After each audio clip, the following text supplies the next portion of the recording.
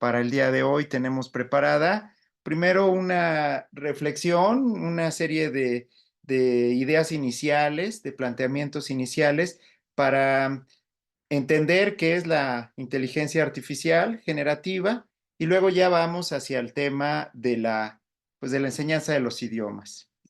Y quisiera iniciar reconociendo que la fascinación por las máquinas que aprenden no es nueva, ¿no? Desde que existe, pensemos, la inteligencia artificial de posguerra, de la Segunda Guerra Mundial, donde empiezan ya las reflexiones, los avances, los proyectos iniciales de inteligencia artificial, pues empieza a dotarse a las máquinas de esta conocimiento, de esta manera de aprender o de adaptarse o que podríamos identificar como inteligencia.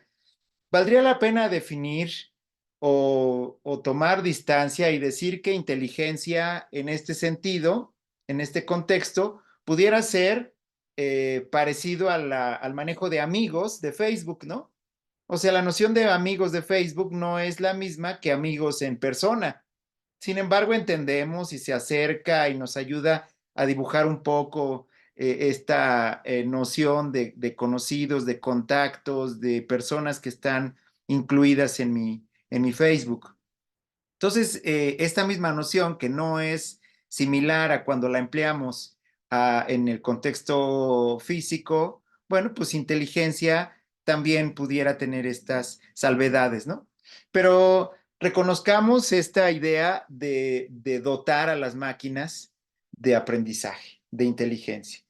Podemos pensar en las películas de mediados del siglo pasado, cuando se pensaba en escenarios futuros y había versiones pues antropomorfas de los robots, ¿verdad? Que se movían, que hablaban y que parecía que reaccionaban como seres humanos. Entonces, esta idea de dotar de inteligencia a las máquinas no es nueva. Y aquí hay unos ejemplos en pantalla que pues nos pueden ayudar a entender, ¿verdad?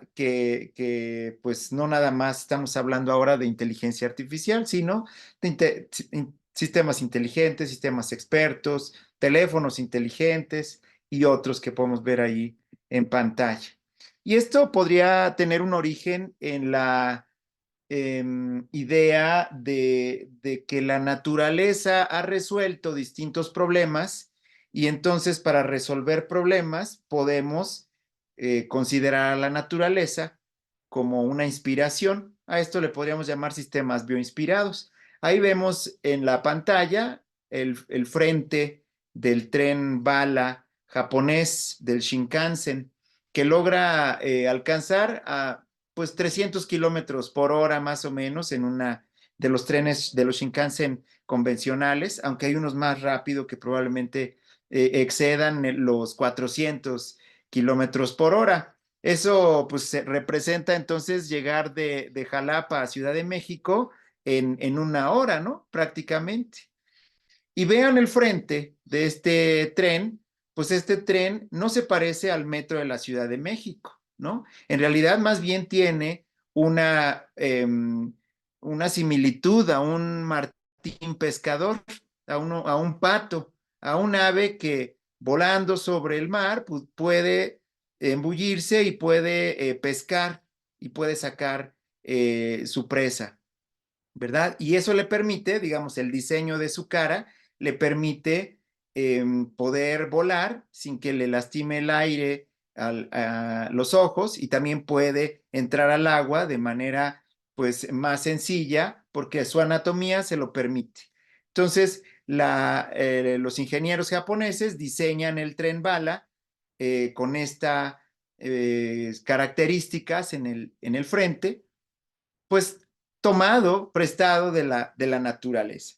Podríamos pensar también en trajes de baño que tienen el shark skin, ¿no? Que tienen esta tela que es parecida a la piel del tiburón. Y entonces, cuando tienes ese traje de baño, pues ganas en una competencia una fracción de segundo. Y esa fracción de segundo, pues puede significar que te cuelgues una medalla o no, Entonces, al usar este traje de baño con una piel o con una textura parecida a la piel de tiburón, y esta reacciona de ciertas formas en el agua, pues entonces se puede resolver un problema y ganar una décima de segundo solamente por usar una prenda que simula una solución de la naturaleza. Alma lo podría explicar mejor, voy a tratar de hacerlo, pero podríamos hablar de un algoritmo bioinspirado, el algoritmo de colonia de hormigas, ¿verdad? Que podríamos explicar pensando que las hormigas van pasando por tu cocina, ¿verdad? Y van en filita porque la hormiga de adelante ha dejado una feromona y entonces la de atrás sigue la feromona y entonces se hace un caminito. Y este caminito a veces se repite cada año en tu casa, ¿verdad? Las hormigas pasan siempre por el mismo trayecto porque siguen este camino de feromonas.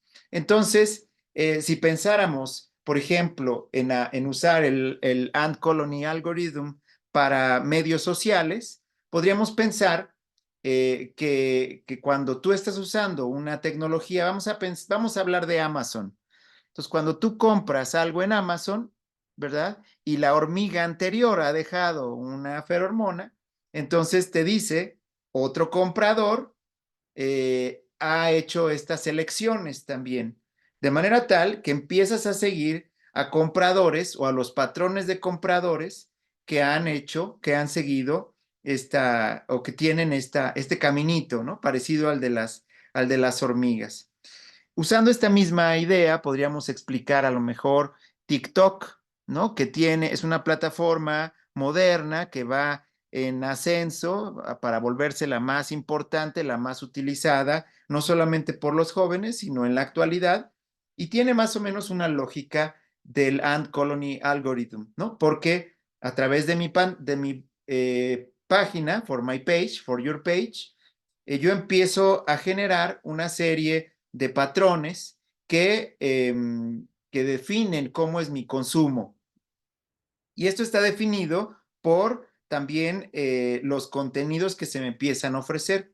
De manera tal que si yo veo videos de gatitos, pues la experiencia que yo tenga en TikTok va a ser de ver videos de gatitos, porque va el caminito de las hormigas y lo que han visto otros eh, consumidores de contenido de TikTok que les gustan los gatitos, pues me van acomodando mi experiencia para que yo pueda consumir contenido pues, de ese tema, ¿no? De manera sencilla, podríamos ver que nuestras preferencias de consumo, de este consumo breve de videos en TikTok, pues se define por la experiencia, digamos, que ya se puede observar en TikTok, ¿no? O sea, si tú observas el TikTok de una persona, estás viendo los patrones de consumo y es justo porque te le estás metiendo en la filita de las hormigas para ver cuál es el caminito que están siguiendo. Y el último ejemplo podría ser Netflix, ¿no? O un sistema de streaming.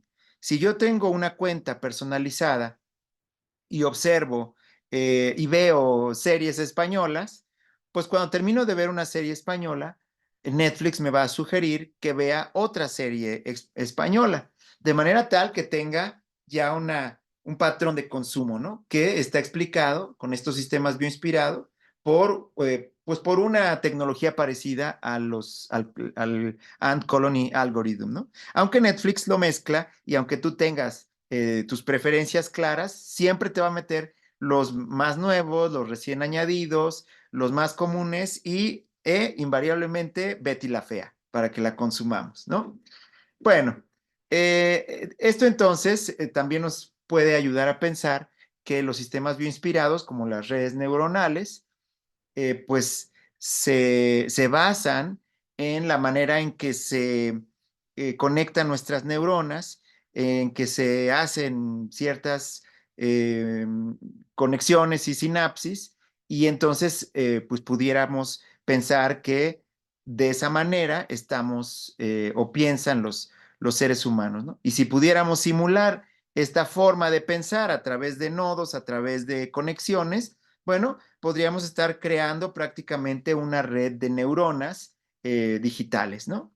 Y esto pues puede servir para que las máquinas aprendan y en este caso para que las máquinas aprendan a procesar lenguaje, ¿verdad? Y que entonces puedan empezar a generar contenido de texto. En ese sentido, podríamos definir a la inteligencia artificial como la combinación de algoritmos, ¿no? Y no solamente es uno, sino es una serie de algoritmos combinados que cuando se ponen en operación, pareciera que son seres humanos. Y esta similitud se hace en tres sentidos, al menos, ¿no? Primero porque pueden tomar decisiones, luego porque reconocen situaciones, patrones en general y más recientemente porque pueden procesar lenguaje natural. Entonces, cuando una máquina parece que está tomando decisiones, parece que reconoce patrones o empieza a hablar, podríamos estar considerando que ya entra al campo de la inteligencia artificial. Aquí en la Universidad Veracruzana tenemos un grupo de expertos en inteligencia artificial. En el campus sur de la región Jalapa está el Instituto de Investigaciones de Inteligencia Artificial. Tienen una maestría, tienen un doctorado, tienen a los expertos más distinguidos del Estado haciendo investigación. Están también entrándole al tema del lenguaje natural, aunque no es el único tema que trabajan y de hecho no es el que habían trabajado por años, pero es un grupo que desde los 90, cuando llega pues un interés de investigación a Jalapa en los temas técnicos, empieza a hacer también una colaboración importante, un laboratorio con la Universidad Veracruzana. Este laboratorio, con siglas LANIA, se dedicaba en sus inicios, en la década de los 90, a hacer investigación sobre inteligencia artificial. De hecho, hay una teoría que dice que el ANIA, Laboratorio Nacional, las siglas iniciales eran de Inteligencia Artificial, Laboratorio Nacional de Inteligencia Artificial. Sin embargo, en ese momento no era tan bien ubicado el término de inteligencia artificial y entonces se utiliza informática avanzada, porque ya estaba la IA ahí en el logo y en el nombre. Pero efectivamente en el ANIA se hacía investigación sobre inteligencia artificial en los 90. Hoy la ANIA sigue haciendo eh, pues una labor importante en el desarrollo computacional. Se dedica ahora fuertemente a formación de recursos humanos, atención de proyectos y bueno, sigue recién mudados de la casa de Repsamen que está ahí en Presidentes y Repsamen, se han ido hacia el centro, a otra casona también muy bonita. Entonces, bueno, hay orígenes de inteligencia artificial, no solo en Jalapa, sino en México, los podemos encontrar en esta colaboración con el ahora Instituto de Investigaciones en Inteligencia Artificial de la UB y en el ANIA. Bueno, entonces hay distintos tipos de inteligencia artificial y el que vamos a hablar, del que vamos a hablar ahora, pues es del de procesamiento natural del lenguaje, ¿verdad? Pero hay otros que podríamos ahí observar, ¿no? Entonces, sí es común que ahora hablemos de inteligencias, en plural, artificiales, y que le pongamos el apellido de generativas para que podamos distinguir de otras como los sistemas expertos, las redes neuronales artificiales, el aprendizaje profundo, lenguaje natural y la robótica, ¿no? Entonces sí es como común hablar de las inteligencias artificiales generativas. Y en este sentido yo aprovecho para comentar que hay distintos tipos de usuarios, ¿no? O sea, están los usuarios como los de nuestros institutos de investigaciones en inteligencia artificial, Efren Mesura, eh, Guerra, Angélica, este, Marcela, Quirós, en fin, hay un grupo de profesores muy distinguidos que se meten a los adentros de la inteligencia artificial, al algoritmo mismo, la misma Alma que se ha dedicado a desarrollar un algoritmo, ¿no? Para la toma de decisiones. Bueno, pues ellos son usuarios expertos y que desarrollan inteligencia artificial, ¿no? O que combinan los algoritmos para que se puedan hacer pruebas con inteligencia artificial. Y hay otro tipo de usuarios, digamos más en mi terreno, que somos consumidores de inteligencia artificial, ¿no? Y que nos beneficiamos de lo que hace Marcela Quirós y Efren Mesura, ¿no? Y Alma, colega de la Facultad de Idiomas, quien obtiene el doctorado, pues justo en el tema del Ant Colony Algorithm, ¿no? Entonces, nosotros podemos interactuar con estos expertos y hacer y volvernos a lo mejor usuarios expertos, pero con una distancia muy respetable de los procesamientos que ellos hacen. Nosotros somos usuarios, ¿no?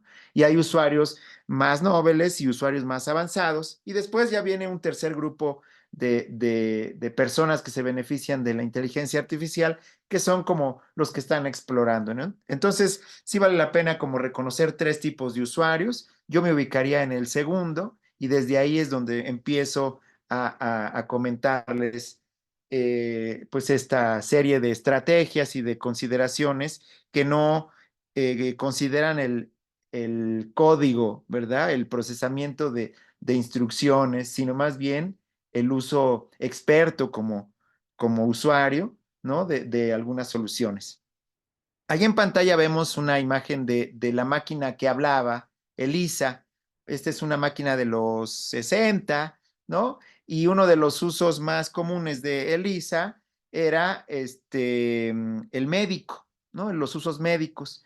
Tú podías tener acceso a Elisa en un consultorio o en una especie de consultorio telefónico donde tú platicabas con esta entidad, ¿no? Y te decía, digamos, se engancha en una plática y te va diciendo cómo estás, cómo te sientes, si tú dices me duele la cabeza y de ese diálogo te empieza a orillar, ¿no? A través de una serie de decisiones y de condicionantes a que aceptes que te duele o no te duele alguna parte, que tienes un malestar aquí o allá, de forma tal que es capaz con la información que le has dado de emitir un diagnóstico a partir del diálogo, ¿no? Entonces esto pudiera funcionar relativamente fácil, ¿no? A través de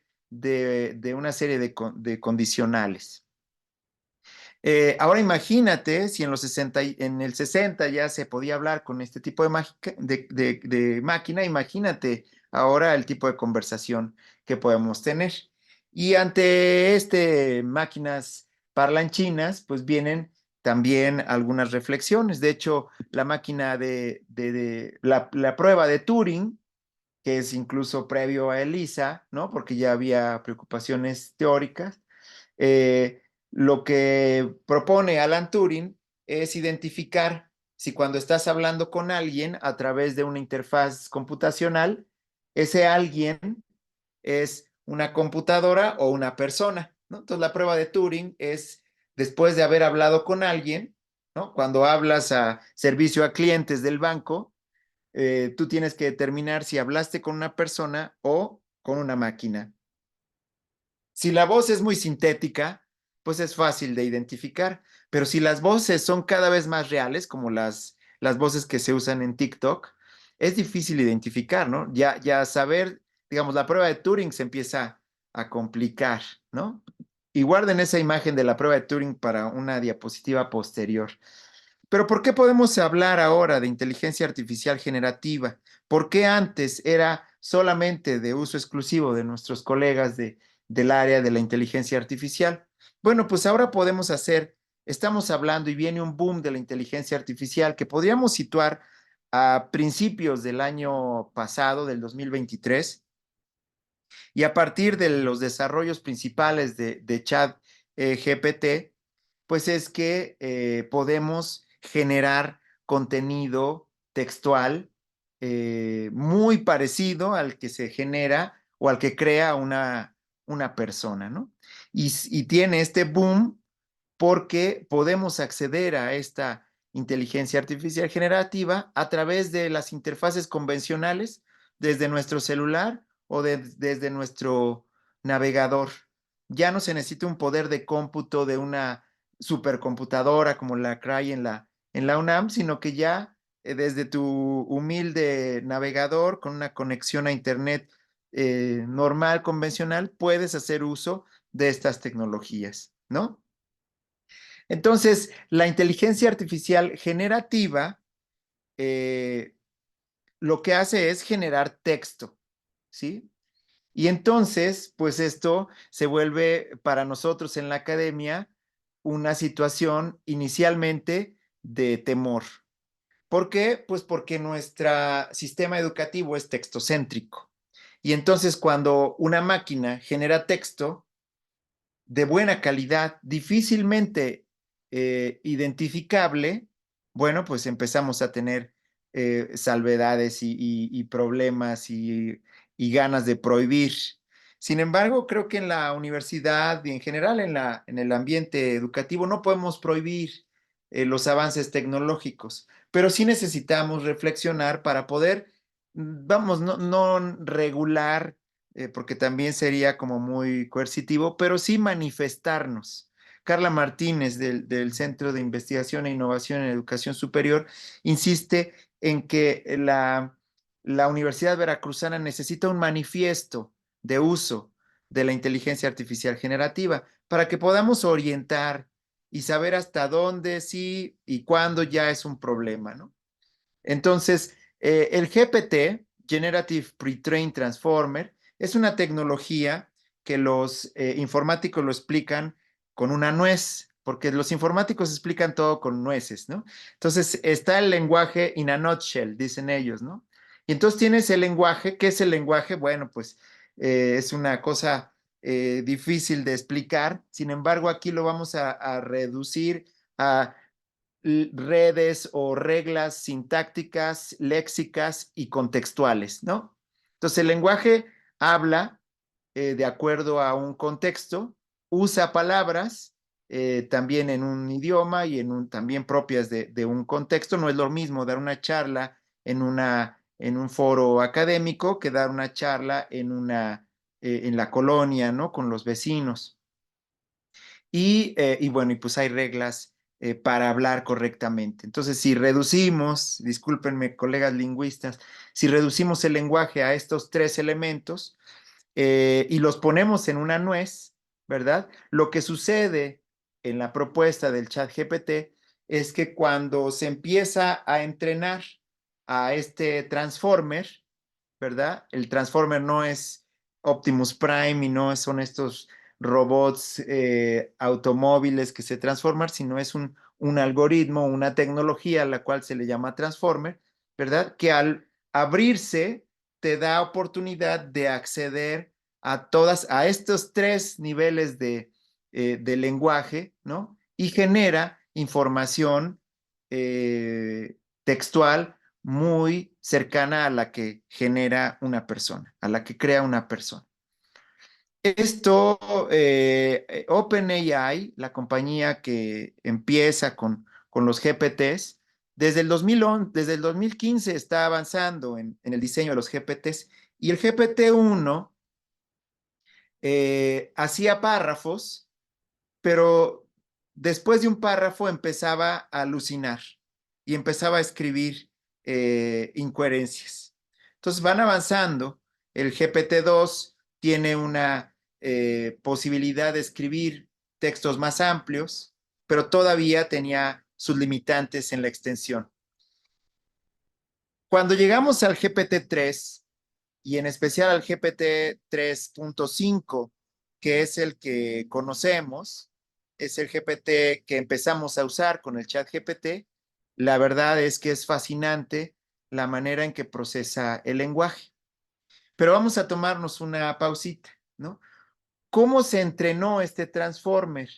¿Cuáles son los criterios del lenguaje que se han usado. Así como yo hago esta reducción a 3 elementos, ¿verdad? Bueno, pues estos 3 elementos también tienen ciertas reducciones. ¿Cuántas palabras vamos a usar? ¿Cuántos contextos vamos a poner?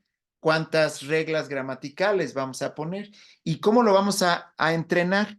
Entonces, el entrenamiento o el preentrenamiento es el acceso que tiene este transformer a un corpus de información del cual saca el contexto, saca la información, saca las colocaciones del lenguaje para poder decir eh, honorables, miembros de él, y entonces ya la colocación que tienes aquí en la lengua es del Congreso de la Unión, ¿no? Entonces, ese tipo de colocaciones también las considera esta tecnología para que el lenguaje pues sea también sensible al contexto, digamos, ¿no? Entonces, esta tecnología solamente tiene acceso a información, el 3.5 solamente tiene acceso a la información a septiembre del 2021. Entonces, si tú le preguntas qué opinas sobre las elecciones del próximo mes, no tiene información porque el corpus de información solamente se ha cargado hasta septiembre del 2021. ¿Y cuántos artículos o páginas web considera? Bueno, pues tiene 8,000 millones de páginas web. 8,000 millones de páginas web. Es un montón. Sin embargo, no es la suma del conocimiento humano. Y aquí es donde podríamos empezar a observar las limitaciones que tiene el chat GPT. Podríamos hablar de las bondades y de los alcances, pero ese creo que es un tema que ya hemos discutido en otros foros. Más bien vamos a ver sus problemas. Y el primer problema es la fecha. No tiene toda la información, sino hasta septiembre del 2021. El segundo es que son 8,000 millones, vamos a decirlo así, solo 8,000 millones de artículos. Y por lo general, los informáticos que han hecho la selección no solo de esta información, sino en general de Internet, inclusive de los artículos de Wikipedia, ¿verdad? Ahora hay un movimiento de Wikipedia en femenino, donde se están promoviendo las editatonas, donde se están promoviendo que manos femeninas escriban y además escriban sobre mujeres importantes. Justo tuvimos una editatona en el CIES y la Facultad de Pedagogía hace 15 días, donde un grupo de estudiantes de pedagogía, todas mujeres, escriben sobre jalapeñas ilustres. Entonces hay un movimiento de feminizar a la Wikipedia, ¿no? Pero esto sucede porque antes era eminentemente masculina, porque así es el mundo informático. El mundo informático es masculino. Y si no me creen, consideren esto. Las asistentes de hogar, todas son mujeres. Alexa, Mónica, Cortana, Siri, Lucía, todas mujeres al servicio del hombre. Esa es la postura informática. Entonces, si ya queda claro que ha pasado así con innovaciones como las asistentes de casa, ¿ustedes creen que no pasó en la selección de los 8,000 millones de artículos? Pues claro que pasó. Entonces, podríamos decir que el chat GPT habla como hombre, ¿verdad? Si tú vas a entregar tu tarea, tú alumna mujer vas a entregar tu tarea diciéndole, haz mi tarea, estás entregando un texto que ha sido principalmente redactado con artículos de hombres, con estilos de hombres, con palabras más utilizadas comúnmente por hombres. Entonces, pensemos que el chat GPT es más hombre, ¿no?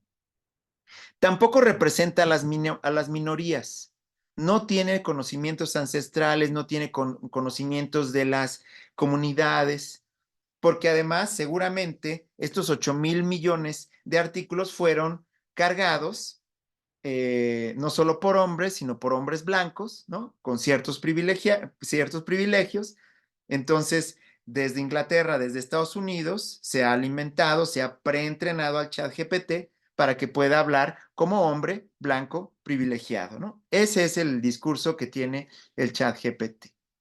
Vamos entonces llegando ahora a la tecnología en la educación, ¿no? Esto no es nuevo. Vemos ahí en una imagen que le he pedido a Bing que genere. Mi prompt es: crea la fotografía realista de un estudiante de secundaria, ¿sale? Haciendo tarea. Bueno, la estudiante para mí no es mexicana, tampoco el estudiante, y tampoco es de secundaria. Entonces ahí podemos ver sesgos, ¿no? Probablemente si este prompt se hubiera escrito en Estados Unidos, sí, ¿no? Tratan de ser incluyentes, tratan de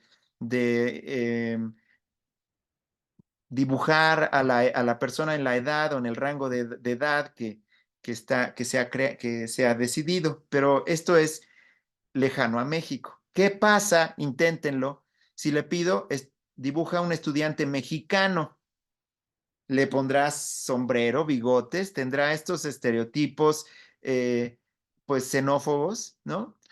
Habría que probar, ¿no? Pregúntale, pídele al Dali o al Bing, dibuja a una persona mala, dibuja a una mujer bella y veamos si tiene o no estereotipos, ¿no? Llegamos entonces aquí a los retos de la educación, ¿no? Sabemos todos de alguna forma que decirle Alexa, hazme el marco teórico es incorrecto, ¿no? Pero vamos a tratar de explicarle a nuestros estudiantes por qué lo es. Entonces junto con Miguel Casillas, colega y amigo, hemos tratado de definir una manera de ser de los estudiantes universitarios que incluye, según Aristóteles, a una persona buena que tenemos dentro, ¿no? Una persona que siempre va a actuar eh, de acuerdo al contexto y considerando hacer el bien a su persona o a los demás, ¿no? Las acciones que los seres humanos tenemos, según esta noción, son buenas, ¿no? Entonces, el ethos, que es el modo de ser, y yo agregaría que es el modo correcto o el modo bueno de ser, lo tenemos incorporado, ¿no? En distintas formas. Por ejemplo, si acabas de comer una golosina y tienes la envoltura en la mano, tienes varias opciones que tomar cuando tienes la basura en la mano. Puedes tirarlo en la calle, ¿no? O puedes hacerlo bolita y guardarlo en tu pantalón, o puedes hacerlo bolita, traerlo en la mano y cuando encuentres un bote tirarlo en la basura, ¿no? La decisión que tomas, a veces muy rápida, tiene que ver con tu ethos, ¿sí? Entonces, lo correcto sería no contaminar, ¿verdad? Otro ejemplo sería el del carrito del supermercado. Cuando voy a hacer mis compras al supermercado y llevo el carrito lleno a la cajuela de mi coche y vacío todo, tengo también varias opciones que hacer con el carrito. Lo dejo ahí junto a mi coche, lo dejo a media calle o lo regreso a donde están los demás carritos. A veces el franelero, el viene, me interrumpe y se lo lleva y no me deja decidir. Pero vamos a pensar que tengo la posibilidad de decidir. ¿Qué hago? ¿Lo dejo junto a mi coche o lo llevo al lugar? Esto habla de tu ethos, de tu manera de ser. Podríamos pensar o definirlo de otra forma, de una ciudadanía, ¿sí? Si llevo el carrito a donde van los demás carritos, nadie me va a decir nada ni me van a felicitar. Si lo dejo junto a mi coche, tampoco, ¿verdad? Entonces eso es algo que me mueve a mí a tomar ciertas decisiones. Eso es lo que creemos que tiene que pasar en el contexto universitario. Si yo estoy en mi salón de clases y salgo y dejo mi teléfono o mi laptop en la mesa, cuando regreso, yo esperaría que ahí siguiera, ¿no? Mi laptop y mi teléfono. Si yo hago esto en el food court de una plaza, bueno, antes de pararme ya no está el celular, ¿no? Nada más me descuido y ya me lo quitaron, porque el ethos ahí es distinto, ¿no? Pero en la universidad, en las aulas de clase, estamos formando a estudiantes desde preescolar hasta la universidad para que sean personas de bien, ¿sí? En ese sentido, tendríamos que explicarle a los estudiantes que si desde el kinder no tomas un sacapuntas de gatito, aunque te guste, y lo dejas porque te gusta, pero reconoces que es de tu compañero, y que cuando vas a la tienda no tomas un dulce y te lo metes a la boca sin pagar, sino que pagas porque es lo correcto, también tendrían que tener claro que tomar textos que no son de ellos es incorrecto. Entonces, eso es lo que tenemos que hacer, definir un etos universitario que nos permita decirle a los estudiantes esto es incorrecto, ¿no? Es más, que los estudiantes se den cuenta que esto es incorrecto, ¿no? Y que no tomen esa decisión. Hablamos entonces de la educación textocéntrica. Y con esta idea de letos podríamos tener dos tipos de textos. Los que puedo hacer con ayuda de la inteligencia artificial generativa y los que debo hacer solo. Y aquí la clave es, compromete mi manera de pensar, compromete el objetivo de la clase, sí lo compromete. Entonces, no uses la inteligencia artificial generativa. No lo compromete, entonces sí úsalo. Por ejemplo, transcribir esta plática y hacer un resumen, me parece que es una acción que podría resultar buena de la inteligencia artificial, porque yo podría tener un resumen de la plática. Hacer la minuta del acta del Consejo Técnico Escolar. También sería bueno. Descargamos al encargado de esta labor y le pedimos a la inteligencia artificial que tome nota, que transcriba todo y que además tome los puntos de acuerdo, ¿verdad? ¿Podemos pedirle que haga un ensayo? Yo creo que no. ¿Podemos pedirle que haga la tesis? Yo creo que no. ¿Una tarea? No. ¿Por qué no? Pues porque está comprometiendo el objeto de la clase. Cuando yo presento esta charla en la Facultad de Pedagogía, hacer una traducción, pues no compromete el objetivo de la clase. Entonces, si la única manera de leer un texto inédito de Vygotsky es pedirle a la máquina que traduzca del ruso al español y después yo leo el texto en extenso, pues me parece que me sirve la inteligencia artificial para que yo pueda acceder al texto. Pero si en la facultad de idiomas lo importante es involucrarte en la traducción, conocer el contexto, conocer las palabras, conocer, y yo le pido a la máquina que haga una traducción, pues entonces ahí no la debo de usar, ¿verdad? Porque está comprometiendo el objetivo de la actividad. Entonces, si mi manera de pensar queda comprometida por la inteligencia artificial, mi ethos tendría que decir, no lo uses, ¿sale? Lo que está pasando es que los estudiantes nos entregan una tarea y entonces le aplico la prueba de Turing y digo, esto sí lo puedo, esto lo hizo el chat GPT o lo hizo mi estudiante, ¿no? Y entonces me entregan tareas hechas con chat GPT y entonces yo le digo al mi chat GPT que se las revise y bueno, pues entonces que se pongan a estudiar nuestros chat GPTs y mi alumno y yo nos vamos a leer un libro, ¿no? Entonces me parece que esa situación es la que tenemos que evitar. Vamos a hablar, y ya voy llegando al tema de los idiomas. Vamos a hablar brevemente de la generación. Y para eso voy a empezar con la degeneración. Esto lo explica Luis Medina Gual de la Ibero muy bien. Entonces vean la imagen de esa película, ¿no? A colores. Y si yo la degenero, obtengo una versión en blanco y negro, que es muy buena, ¿no? Y además le da este toque nostálgico. Pero ¿qué pasa cuando bueno, vean esta obra, ¿no? El autorretrato de Vincent Van Gogh. Si yo lo degenero, puedo ver una figura ahí, cuadriculada, ¿no? Que remite a la original, ¿no? O sea, al degenerar la información, me ofrece un resultado más o menos interesante. Pero ¿qué pasa cuando voy a generar. Podríamos pasar de ese cuadrito pixeleado o así como de azulejos. Podríamos pasar de ahí a la imagen anterior, a esa. Yo creo que no. Por ejemplo, cuando tenemos los paint by numbers, ¿no? Si no tuviéramos los números ahí, o si mi amarillo es distinto al de la paleta del autor, probablemente no pueda generar. Ahora ya vamos a generar. Aquí degeneramos. Aquí ya vamos a generar. A lo mejor no puedo generar exactamente lo mismo. ¿Se acuerdan de esa obra? No es tan fácil generar, ¿no?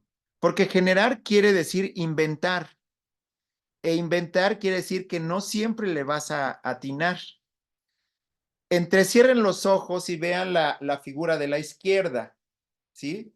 Si yo le pido a una inteligencia artificial que lo genere, que lo regenere, podría equivocarse, aunque tú te das cuenta que es un error lo que ha generado, ¿verdad? Sabemos que la persona de la izquierda no es la misma de la derecha. Entonces aquí hay otra cuestión. Ya vimos el tema del género, el tema del sesgo, ahora vemos aquí el tema del error. Se puede equivocar la inteligencia artificial porque generar no es tan fácil como degenerar. Construir no es tan fácil como destruir. Tenemos entonces una serie de retos, ¿no? Los estudiantes tienen que identificar lo que es real de lo que no es real. Hablando de errores, vean la que está ahí abajo en medio, ¿no? No vean mucho esta diapositiva porque van a soñar feo, pero vean el de en medio. ¿Cuál es el prompt? Dibuja un salmón en el río. Entonces la inteligencia artificial se equivoca, ¿no? Generativa se equivoca. Y entonces tenemos nuevos problemas, nuevos cuidados, la deshonestidad académica, la confianza a ciegas, ¿no? Ya vimos que generar incluye errores, entonces aguas cuando generamos, la suplantación de identidad, pasamos del copy-paste al prompt and paste, un problema escolar que tendríamos que regular. Y me parece que hay que centrarnos en esto. Hay que usar la inteligencia artificial, sí, hay que crear un manifiesto institucional para el uso, sí hay que hacerlo, pero vamos a partir de esta idea, vamos a trascender la impostura. Yo no voy, digamos, poniendo en juego el etos, yo no voy a generar texto para decir que soy yo el que lo escribió, que fui yo el que lo escribió, cuando no fui. Ya habíamos resuelto el copy-paste de la época de la web ahora, ¿no? Los que hacen copy-paste saben que están mal. Entonces creo que ahora tenemos que insistir en que la impostura es el principal problema. Otros problemas son los de derechos de autor. Tenemos aquí la imagen de Naruto, una changuita que se toma una selfie. Esta resulta de una expedición de una fotógrafa de la BBC que va y en la expedición la changuita toma la cámara y se toma esta selfie. ¿Quién posee los derechos patrimoniales? A, B, C o D. Y me adelanto, en ninguna constitución del mundo los animales pueden poseer derechos patrimoniales de nada. Entonces, aunque ella se tomó la foto, no es dueña de los derechos de autor. Entonces, ¿quién es el dueño? La fotógrafo, porque fue a ese lugar y le prestó la cámara al chango. Los de la cámara, porque su cámara es tan buena que hasta los changos se toman buenas selfies, o los que han pagado el viaje y la expedición para que puedan ir a tomar estas fotos. Llegamos a zonas grises donde no hay respuestas, ¿no? Entonces, la generación sintética de texto nos permite crear textos. Vamos a pensar que hemos trascendido la impostura. En la enseñanza de los idiomas, podríamos usar alguna de las inteligencias artificiales comunes que están ahí, ¿no? Como Call Annie, que es de iPhone y que te permite hacer como una especie de videoconferencia con ese avatar. Lo que hace esta inteligencia artificial generativa es que escucha tu voz, tu pronunciación, te corrige y le das y te da, puedes conversar con ella, ¿no? Al principio le puedes decir, soy un estudiante de A1, estoy practicando el tema de comparativos y entonces ella modera un poco el nivel de inglés. Está también ese body que es igual que el Colani, pero para niños. Y hay otras tecnologías que ya no es generativa como Duolingo y como el Aitor y el Jenny que te permiten escribir, ¿sí? Entonces podríamos ir escribiendo y podríamos ir generando algunos textos, ¿no? Pero si usamos la interfaz del chat GPT, sencillo, esa que entramos con openai.chatgpt.com y ya entramos y empezamos a hablar, la importancia de esto sería en el prompt. Entonces, vean acá el prompt que ponemos, es sencillo. I'm studying English, I am an A1 student, and I need to practice vocabulary. Be my pen pal and help me study my lesson. Y el chat GPT contesta, of course, I'd be happy to help you practice. Ahí el I'd be happy no se me hace tan a uno. Ustedes son los expertos. Yo creo que aquí el chat no tuvo ese entendimiento del A1, ¿no? What specific vocabulary words or topics are you currently studying? Feel free to ask me questions or start a conversation, and I'll do my best to assist you. Let's begin practicing. Y ya le digo aquí, I want to start a conversation. Of course, let's start a conversation. How was your day? Did you do anything interesting or exciting? Bueno, pues hay una charla. Ahora yo le doy, en este primer ejemplo es un prompt que le he puesto chatting with a pal. Aquí en este es, how is your best teacher? Y se lo pongo en español para mis alumnos más básicos y les digo, entro a ChatGPT y le digo, eres un profesor de inglés para estudiantes de nivel básico. Eres claro, preciso y usas vocabulario adecuado para el nivel A1. Tus respuestas son simples, perdón, son siempre breves, de 2 renglones máximo. Cuando explicas, sueles repetirlo de 2 formas distintas. Tus alumnos hablan español y a veces no saben la palabra en inglés, pero tú siempre contestas en inglés. Ese es mi prompt. Fíjate cómo aquí he programado a mi maestro de inglés de A1, súper sencillo y amigable. ¿Cómo describirían ustedes a un maestro de inglés? ¿Cuáles son las características que le das al prompt para que puedas conversar? Y ahí me contesta el chat GPT. ¿Qué te parece si hiciéramos también una entrevista, ¿no? Y entonces yo le digo aquí, respond as if you were Miguel Hidalgo y Costilla. Y contesta, ¡Viva México! I am Miguel Hidalgo y Costilla, the Mexican insurgent priest known as the father of the nation. ¿Sale? Y entonces ahí está una entrevista y entonces yo ya le puedo decir, when were you born? I was born on May 8, 1753, in Corralejo, a Hacienda, in what is now the state of Guanajuato, México. Entonces aquí ya puedo tener una charla histórica con digamos, hacer una entrevista con un prócer de la patria, por ejemplo, ¿no? Pero, ¿qué tal si además estoy en otro idioma? El chat GPT te permite utilizar diversos idiomas. Entonces yo le digo, ich werde eine Frage stellen, antworte als wärst du Gabriel García Márquez. Natürlich, ich bin bereit, deine Fragen zu beantworten. Ich bin Gabriel García Márquez, der kolumbische Schriftsteller, bekannt für meinen magischen und realistischen Schriftstil und Werke wie Cien años de soledad. Un crónica de una muerte anunciada. Bitte frage mich, was du möchtest.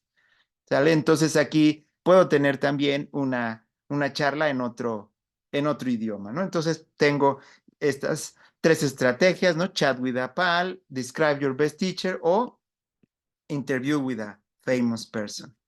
Bueno, tenemos también otra posibilidad de chatear con textos. El chat PDF, que utiliza el chat GPT, es una tecnología a la cual yo le meto un PDF y le pregunto sobre el PDF.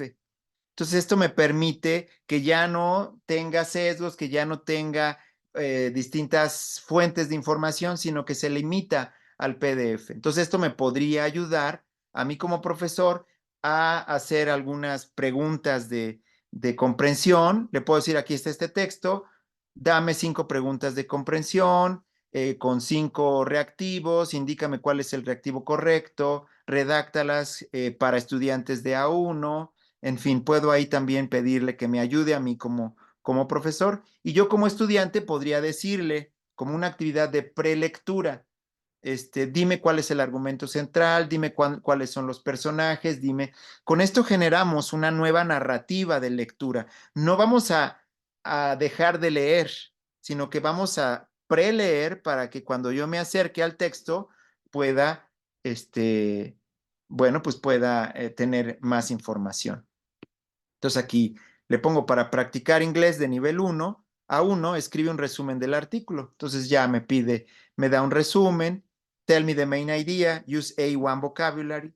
The article talks about how teachers and students use video calls for learning when school were closed. It looks at how teachers set up their cameras, etc. Entonces aquí viene para practicar el nivel de comprensión. También podría ser para ver, digamos, para hacer un examen. Le digo, elabora una pregunta tipo examen con filling the gaps. Fill in the gaps, perdón. In the study on video conferencing in higher education, the research highlighted the importance of. Entonces ahí podría ayudarme, ¿no? Ahora le digo, haz 5 preguntas de opción múltiple para ver si comprendí el texto. En inglés, what were some common tools used for video conferencing in Mexican higher education institutions during the lockdown? A, Skype and WhatsApp. B, Zoom, Google Meet, Jitsi, Meet. C, Facebook and Instagram. D, Snapchat and TikTok. Esto lo está sacando del texto que le he metido. Haz una pregunta estilo TOEFL, ¿no? Entonces le puedo preguntar ahí algunas cosas. Otro tipo para buscar información. What does the author say about framing? The author emphasizes the importance of framing in video conferencing for educational purposes, etc. ¿Sale? Entonces, bueno, aquí me puede ayudar como a acceder al texto. Bueno, y con eso vamos cerrando. Tenemos todavía un espacio de preguntas, creo que muy breve, pero quizá 10 minutitos, sí, Alma. Pero mientras dejo esta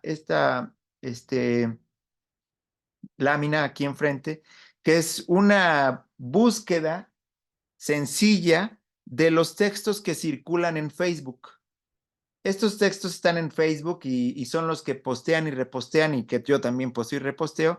Y ahí están. Entonces hay un corpus aquí ya de una docena de textos. Los tengo en una carpeta de un Drive, se lo comparto a la doctora Alma para que ella, para que se los puedan pedir y puedan revisarlo, ¿no? Son textos de la UNAM, de la UDG, de la UNESCO, de universidades españolas que ya tienen ahí estas reflexiones y que bien pudieran servir para los que están interesados en el texto, perdón, en el tema como referentes textuales. Pues bueno, esa sería la plática, colegas, y dejo todavía un poquito esta aquí para el pantallazo, pero bueno, ya podemos pasar a preguntas, doctora Alma Rodríguez. Muchísimas gracias, doctor Alberto, por tan interesante conferencia, muy ilustrativa, como siempre, sus pláticas muy interesantes y bien ejemplificadas. Nos gustó mucho la parte, bueno, todo en general, pero que haya mencionado esta cuestión de género y los sesgos que puede haber con las inteligencias, con la inteligencia artificial generativa. Tenemos por aquí un par de preguntas un poco específicas. Vamos a ver en el chat. A ver, ahí dice una interesante, ya se me perdió, Sí, pero se me alguien movió pregunta, también. podríamos, dice, se le puede pedir a la IA que nos, sí, Gabriel León dice, se le puede pedir a la IA que nos ayude a generar el manifiesto que utilizan las IA para educación superior. Sí, pero creo que la idea sería reflexionar nosotros, ¿no?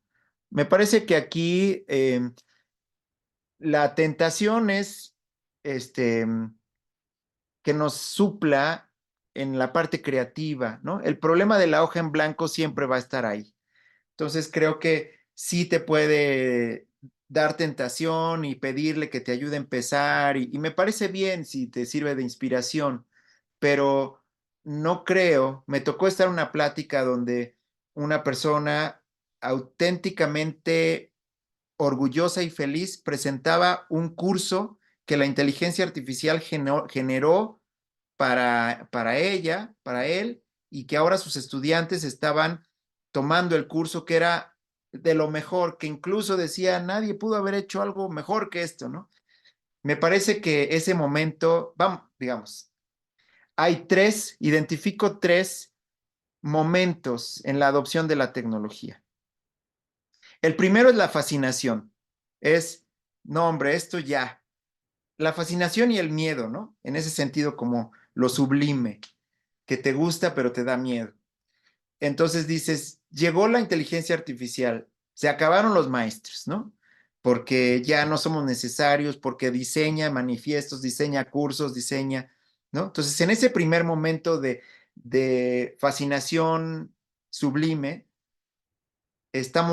es cuando entran los miedos, la prohibición y donde todos queremos también hacer la trampa para engañar a los que todavía no saben que existe y entonces entrego una tarea para que crean, para que no me descubran y que yo pueda ganarle al sistema, ¿no?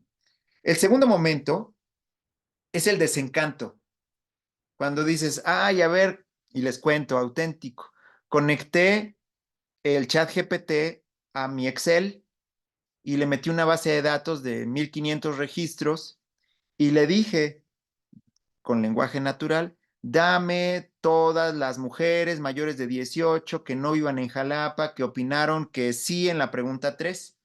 Y me hizo un filtro que si yo hubiera hecho eso en una fórmula me toma media hora, ¿no? Porque sí sé Excel, pero me cuesta trabajo hacer fórmulas así tan complicadas, ¿no? Y con el chat GPT, en el Copilot de Excel, lo hice en una oración. Entonces, en mi momento de fascinación fue, wow, ahora voy a poder manipular la información rápidamente. Pero cuando empecé a ver los datos, me di cuenta que tiene, así muestreado, 30% de error. Se equivoca un montón en varias cosas, en que completa la información, inventa para poder considerar, si no tiene la edad, la chica, no dijo que tengo 18, dice a veces el chat, pues le pongo 18 y digo que sí, o a veces eh, no considera todos los parámetros o se equivoca simplemente, ¿no? Aquí entonces viene el desencanto. Entonces, el primer momento es la fascinación, el segundo momento es el desencanto y el tercer momento es poner las cosas en su justa medida, ¿no? O sea, sí está bien, sí me sirve, pero lo voy a usar solamente para ilustraciones porque dibuja muy bonito el DALI, ¿no? O el Bing.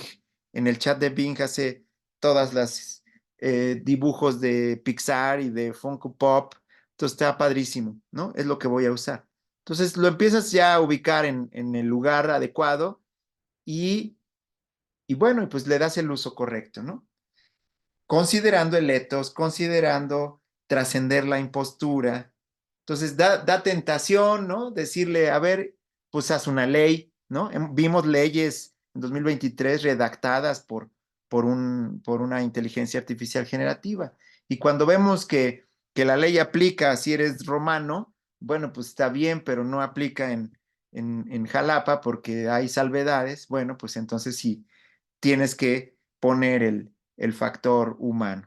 Y aquí, pues, ya no puse la siguiente diapositiva, pero la última, la charla cerraba diciendo que es un copiloto, no puedes ponerlo a manejar, es el copiloto que te vaya diciendo ve por acá, pero tú decides no ir, y que no puedes considerar como terminado ningún texto que no has leído. Aunque aún de esos que son genéricos, aún esa que dijimos de la minuta del consejo técnico, debes de leerlo. No puede pasar nada por terminado que no ha sido revisado por las personas, ¿no? Y considerando estos dos tipos de texto, por ejemplo, subtitular esta plática. Si le digo que subtitule, pues está muy bien, ¿no?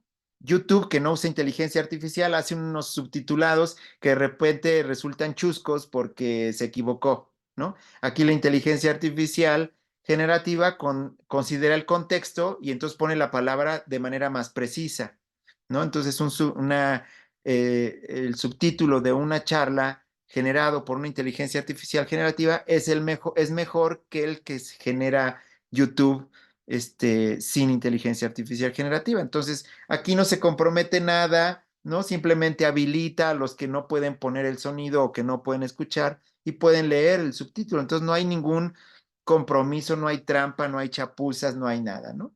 Entonces, ahí sí podemos utilizar la inteligencia artificial generativa.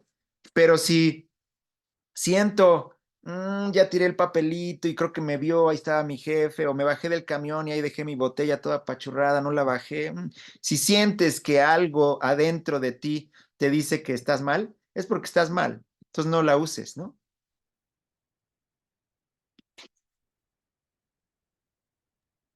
Pues esa sería, Muchas Gabriel. Sí hay que gracias. hacerlo, pero solo para inspirarnos. Muchas gracias, doctor. Tenemos espacio para una última pregunta. Me voy a ir a las últimas preguntas. Ahora sí, si hubiese más preguntas o dudas, les invitamos también a enviarle correo directamente al ¿Cómo doctor no? Alberto o buscar en su página personal de UV. Ahí pueden contactarlo también. Eh, estoy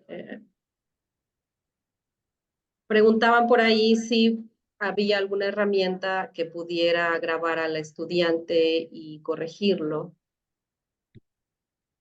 Bueno, yo pensaría que es una oportunidad para que los estudiantes sean más autónomos. Entonces, más que grabarlo, sería acercarlo por ejemplo, al Colani o alguna que habría que explorar para Android, para que puedan conversar y puedan grabar, y puedan hablar sin que los grabemos, ¿no? O sea, la idea sería, este, pues como un ayudante. Ricardo Mercado, del Centro de Investigación e Innovación en Educación Superior, ha visto y ha redactado un texto sobre el chat GPT como el par más avanzado de Vygotsky, ¿no? Si tú programas a través de un prompt, le pides que reaccione, por ejemplo, en la pandemia, le programas a Lucía que está en el WhatsApp, pensemos que se puede, y le dices, eres un compañero avanzado de sexto de primaria que conoce los libros de texto y que también conoce estos libros de una editorial propietaria, ¿no? Comercial. Ayúdame con mi tarea. Entonces, cuando el alumno le pregunta, oye, no entendí el tema de las fracciones, ¿me ayudas? El par más avanzado, Vygotskyano, según Ricardo Mercado, te empieza a explicar, ¿no? Y hace que tu zona de desarrollo próximo se amplíe, ¿verdad? Y entonces no es el alumno diciéndole, Alexa, hazme la tarea, sino explícame como si fueras mi compañero, aquel compañero o compañera que puso atención y que con sus palabras me puede explicar. Entonces, fíjate qué importante sería esta idea de Vygotsky, ¿no? Si la traemos aquí al contexto, porque entonces ya es trascender la trampa, trascender la impostura, la tentación de que me hagan la tarea, sino que es un interlocutor, ¿no? Mi maestro de inglés, cuando mi maestro de inglés no está. Entonces me va a ayudar con mi pronunciación, me va a ayudar con mi vocabulario y en ese sentido ya no es necesario grabarlo y mostrárselo al profesor porque mi par más avanzado me está ayudando y pudiera ayudarme a identificar los problemas de pronunciación o errores que pueda estar cometiendo. Gracias. Y ya para concluir la ronda de preguntas, Fernando Linares dice que le parece muy interesante la prueba de Turing y la pregunta que tiene es si existe alguna herramienta que sea capaz de detectar el uso de IA de forma confiable en la generación de textos. Me parece que es una buena pregunta para concluir la charla.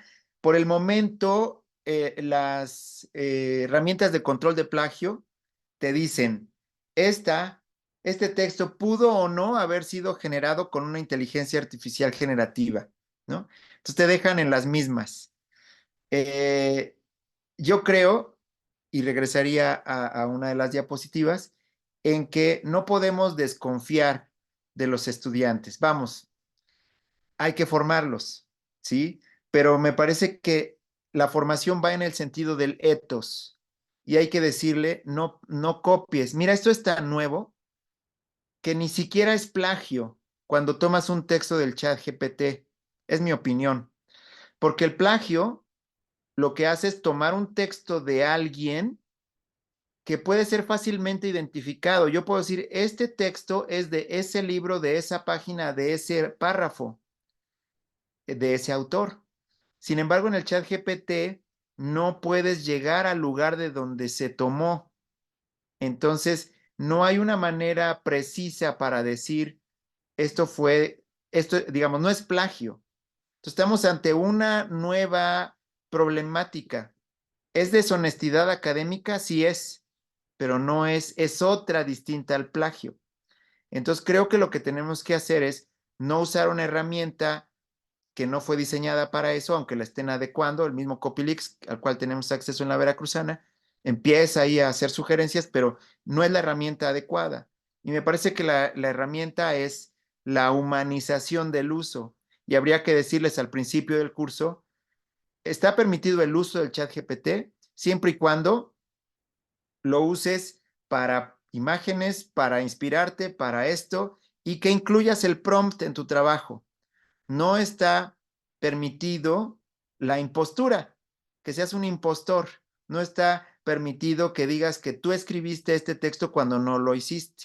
Y el que lo haga, vienen estas sanciones, ¿no? Entonces, por eso es importante el manifiesto y por eso es importante que lo redactemos nosotros en la Veracruzana, porque tenemos nuestras formas de actuar y los que nos ven de Quintana Roo, que lo hagan con las consideraciones de Quintana Roo, porque cada universidad tiene sus contextos, sus valoraciones, y dentro de las facultades habrá otro tipo de valoraciones, como yo ahora ponía, que traducir es una actividad que no compromete al estudiante cognitivamente, pero en la facultad de idiomas, pues es claro que compromete. Entonces, estas manifiestos son sensibles al contexto. Entonces, yo por ahora recomiendo trabajar más en la formación de universitarios responsables, ¿no? En la formación de un etos universitario, ¿verdad? Y no irnos a la herramienta que por el momento no es confiable. Entonces, la respuesta sería no hay herramienta confiable por ahora. Gracias, gracias por compartir sus reflexiones y sus recomendaciones, doctor. Con esto concluimos la sesión de hoy. Muchísimas gracias a los participantes que nos vieron desde diferentes partes de México y también tuvimos por ahí asistentes de Costa Rica y del Salvador. Ya para finalizar, voy a hacer entrega de su constancia de manera virtual. Próximamente se la haré llegar vía correo electrónico. Y bueno, la Universidad Veracruzana, a través de la Facultad de Idiomas, otorga la presente constancia al doctor Alberto Ramírez Martinel por haber impartido la conferencia La inteligencia artificial generativa en el aprendizaje de idiomas, en el primer foro de inteligencia artificial en el aprendizaje de lenguas, retos y oportunidades en la educación superior, celebrado del 17 de abril al 12 de junio del 2024 en modalidad virtual. Firma el director de la Facultad de Idiomas, maestro Raimundo Arcos Hernández. Muchísimas gracias, doctor. No sé si quiera decir algunas palabras para finalizar. Le agradecemos mucho, como siempre, su disponibilidad y su entusiasmo. No, hombre, muchas gracias a ustedes. Felicidades por la organización del foro y por asistir. 100 colegas están acá preocupados. Ocupados pensando cómo incorporar esto a la enseñanza de los idiomas, a la literacidad de los estudiantes, y me parece que es un buen camino. Creo que todos como comunidad estamos trascendiendo o pasando esta fase de fascinación, estamos ya explorando las deudas que nos deja. ChatGPT es un buen conversador y como buen conversador nos engatusa, pero no siempre dice la verdad, y aquí habría que distinguir los usos universitarios de los usos genéricos, y creo que los universitarios tenemos que utilizar la tecnología de manera excepcional, como personas informadas, cultas, responsables, éticas, que hacen en este caso uso de la inteligencia artificial para simplificar procesos, para mejorar sus alcances y profundizar sus visiones, y no para engañar o tratar de hacer trampa. Me parece que eso es la tarea que tenemos en el área de formación básica general inicialmente, pero también en todas las experiencias educativas que damos en la Universidad Veracruzana. Formar universitarios integrales y listos para los cambios que nos han alcanzado, ¿no? Alma, doctora Alma, les agradezco, y a la comunidad de la Facultad de Idiomas, les agradezco. Ahí está mi correo. Me gustaría que me guardara el chat para leer los comentarios y bueno, pues seguimos a la orden. Claro que sí, doctor. Le enviamos tanto el chat como la grabación, y para todos los asistentes, la grabación de todas las conferencias va a quedar en la página de YouTube del evento. Búsquenlo con el nombre del evento, y por ahí vamos a estar subiendo todas las conferencias. No se pierdan, por favor, la siguiente conferencia, que es el 8 de mayo. Se va a llamar, bueno, se llama Revolucionando el aprendizaje de idiomas con inteligencia artificial, una visión desde la Universidad Central Marta Abreu de Las Villas, con especialistas invitados de Cuba. Va a ser el 8 de mayo a las 9 de la mañana, hora de Ciudad de México. Entonces, por ahí les va a estar llegando recordatorio una vez más a sus correos. Muchísimas gracias a todos y nos vemos en la próxima conferencia. Hasta pronto.